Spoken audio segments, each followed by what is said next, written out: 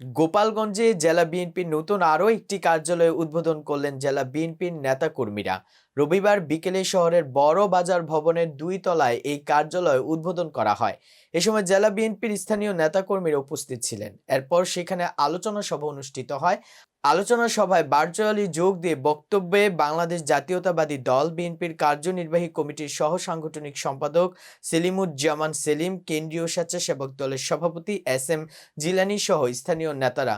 সেলিম ও জিলানী বলেন, যারা বিগত দিনে বিএনপির সাথে সক্রিয় ছিল না, তারা গোপালগঞ্জে যেসব অফিসকে বিএনপির দাবি করছে তা কখনোই বিএনপির হতে পারে না, সেগুলো তাদের ব্যক্তিগত অফিস। আর আজ যেটা উদ্বোধন করা হলো, এটাই গোপালগঞ্জ জেলা বিএনপির মূল ও প্রধান কার্যালয়। এছাড়া তারা নির্দেশ করে তারেক রহমানের নির্দেশনা অনুযায়ী কাজ করতে এবং দল আরও শক্তিশালীভাবে গড়ে তুলতে অচিরেই সম্মেলনের মাধ্যমে নতুন কমিটি দিয়ে দলকে শক্ত অবস্থান দিকে নিয়ে যাবেন।